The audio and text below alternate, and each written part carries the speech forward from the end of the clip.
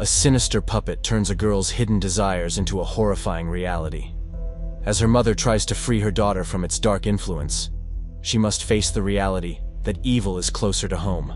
Late one evening in Tampa, Florida, a police officer stumbles across a mysterious vehicle parked on the side of a dark, muddy road.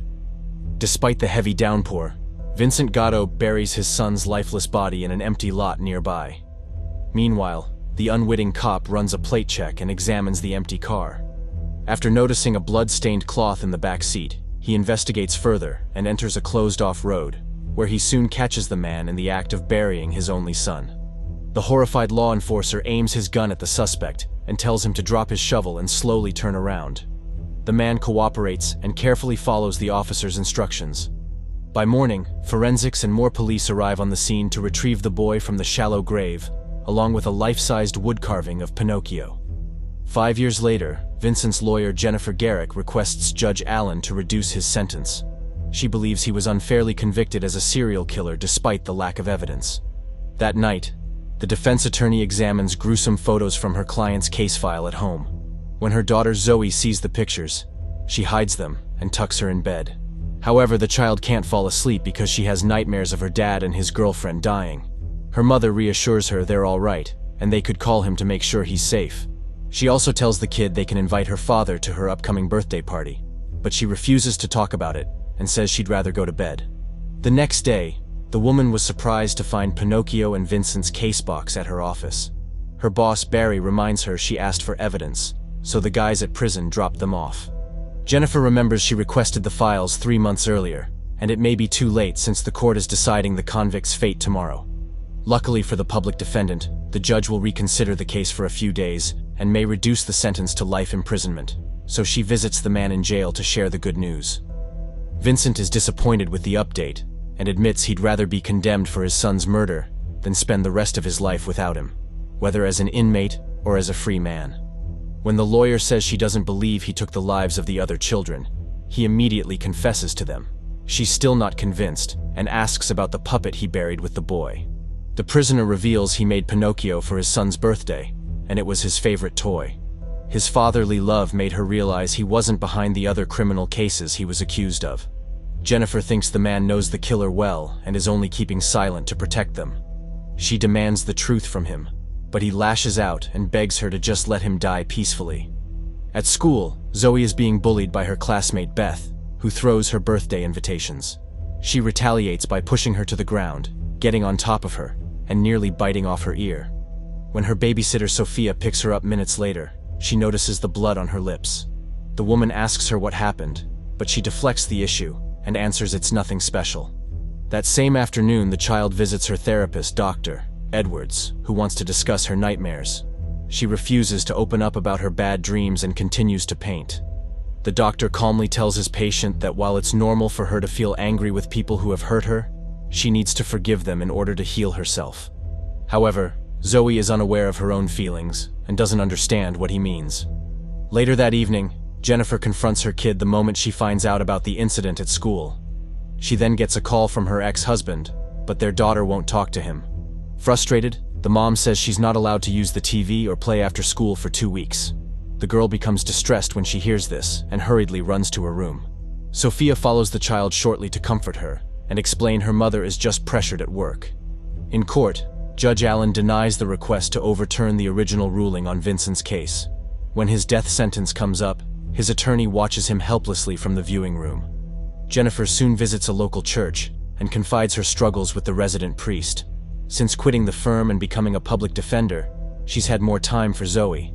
However, her daughter has been experiencing a series of violent nightmares, which her therapist fears are caused by suppressed feelings of intense rage. Barry finds the lawyer back at her office later and tells her not to be too hard on herself. She still can't imagine how her client took his son's life, but he reminds her that evil has many forms. The woman insists Vincent was only protecting someone else and shouldn't have been blamed for the other crimes. She stares at the creepy puppet one last time, then leaves with her bag. Jennifer spends her whole afternoon driving her car to get food for her kid's birthday. Pinocchio suddenly appears in the back seat, though she's too busy to notice him. When she arrives home that night, she tries to help out with the party, even though she's tired. Her boyfriend David suggests she relax while he and the nanny take care of the preparations. She obliges and freshens up in her room, then joins them just in time for piñata. Everything is going well when she sees Zoe posing beside the wooden figure from her case. The mom is too shocked to say anything since she recalls leaving the doll at the office. Her partner, thinking it was a gift, explains that her daughter saw it before he could get it wrapped. Once the party's over, David stays for the night to hang out with his girlfriend by the fireplace. When the child interrupts their romantic moment, he tells her the dark story behind Pinocchio. The man says the blue fairy gave the boy a special nose that showed if he was lying, and a cricket that served as his conscience. However, nothing worked, and he continued being bad. When Jennifer puts her daughter to sleep minutes later, she mentions that her dad called earlier to wish her a happy birthday, then uses it as a chance to remind her that he loves her.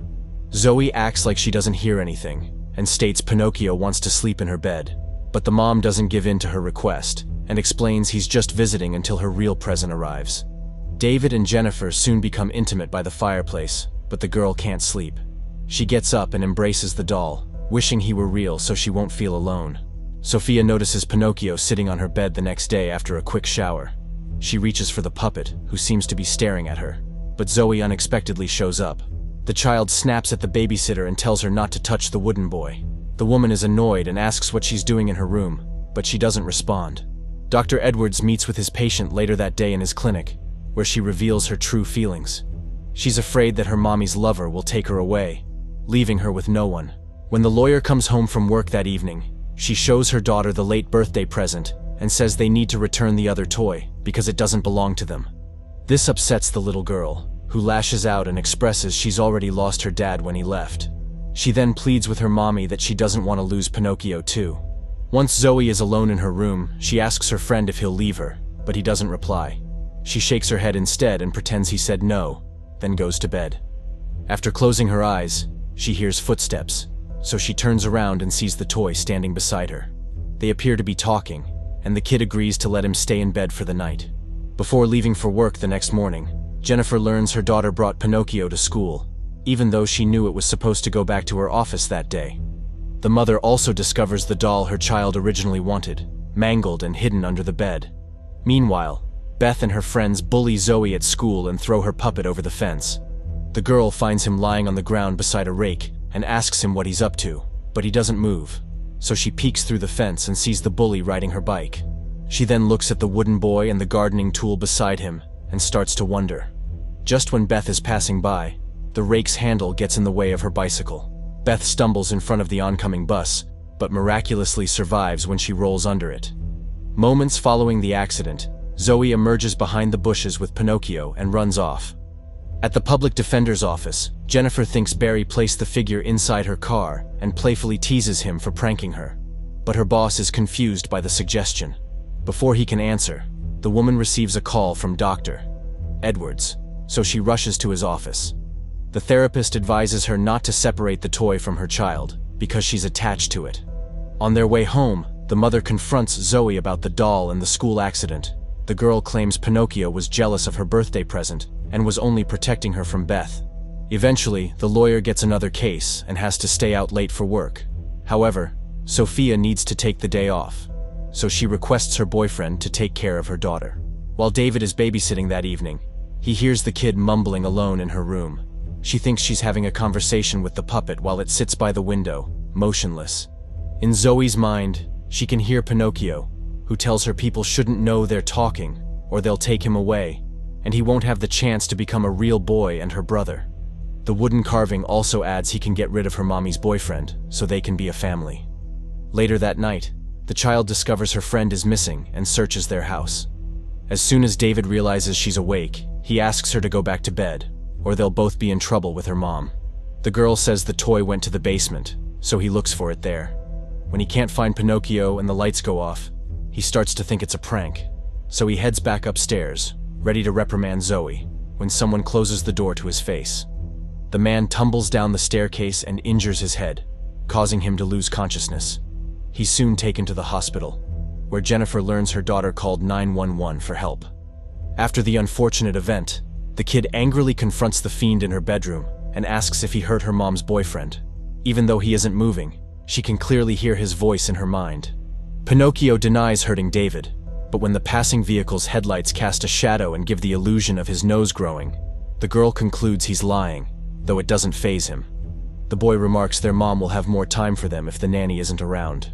Worried about what he might do next, Zoe catches a cricket in the garden the following morning. She shows the insect to Sophia and hopes it'll give the wooden toy a conscience, but her babysitter warns her about his temper and that he might crush it, just like in the original story.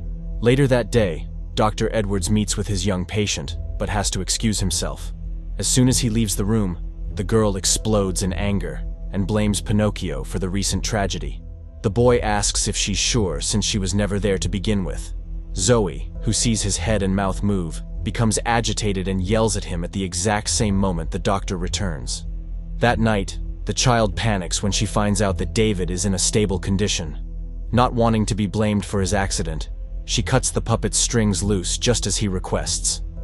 She sneaks past her mommy and follows Pinocchio, who says he'll take accountability for what happened. At the hospital, someone removes the man's life support, causing him to flatline. The next day, Dr. Edwards shows Jennifer footage of his patient talking to her unmoving puppet at his clinic. He wants to commit Zoe to a mental facility for treatment, but she refuses. When the lawyer arrives home later, she confronts her kid about her muddy clothes. The girl tearfully admits she went outside to see David the other night but didn't make it and went home. However, she adds that her wooden companion might have reached the hospital.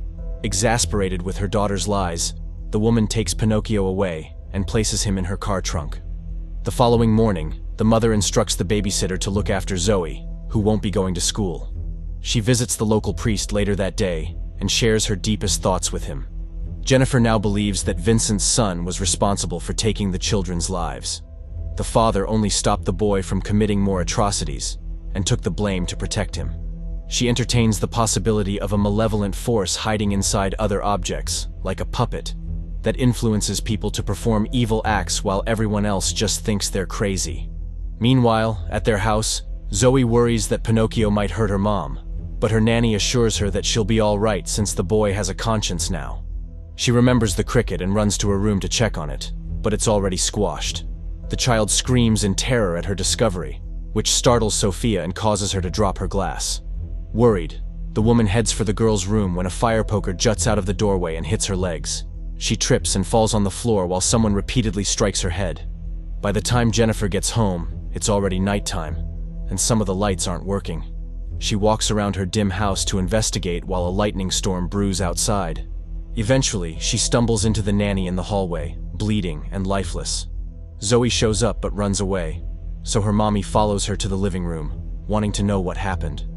The lawyer looks around when someone hits her head, causing her to drop on the floor. Her world spins, but when her vision focuses, she sees her daughter holding a bloody fire poker. The sobbing kid assures her it's safe now that she's taken the poker from Pinocchio. Then she flees again, and when Jennifer tries to find her, she spots something else in the dark corner. Standing by the fireplace is the wooden boy, who looks at her and turns his body to face her. Then, he lets out a horrifying scream and lifts his arm, revealing a sharp knife in his hand. The terrified mother races for her life while the demonic figure chases after her. While he holds the knife, he calls for her death with a voice that almost sounds like a boy but grates the ears. She runs into a room and shuts the door, but Pinocchio stabs through it and injures her hand. As she struggles to keep it closed, she hears Zoe outside and urges her to get out of the house. When the hallway falls silent, the woman peeks through the door when someone pushes it wide open. She loses her balance and abruptly recovers, but gets attacked by the toy from behind. The mom manages to shake him off and walks into the living room after hearing her daughter cry for help. However, Vincent's creation pounces in front of her and attempts to stab her. In a final, desperate struggle, Jennifer hurls the puppet onto the table and shatters its glass top into pieces, then slowly approaches to witness the aftermath of their fight. The woman is baffled when she doesn't see Pinocchio, and instead finds Zoe amidst the shards and the knife. Stressed and exhausted from the evening's events, she collapses on the carpet. Eventually, the disturbed child is committed to a mental institution somewhere in Tampa, Florida. Inside her room, she stares coldly into space while her mother talks with Dr. Edwards. He says they'll keep the girl sedated until she's ready since she's a danger to other people. Jennifer argues it wasn't her daughter but something else that was trying to hurt her. The therapist maintains that during that night, the room was dark, and she suffered a severe concussion, which may explain her skewed perception of things. Meanwhile, the mom insists that she knows what she saw. But when the doctor asks if she witnessed the wooden figure move before or after the blow to her head, she can't answer. Jennifer tightly embraces Zoe and, as a public defender, says she'll do everything in her power to get her out of that place, while Dr. Edwards hopes the lawyer fails for her own sake. Subscribe to watch more videos like this, turn on notifications and leave a like to help the channel out. Thank you for watching.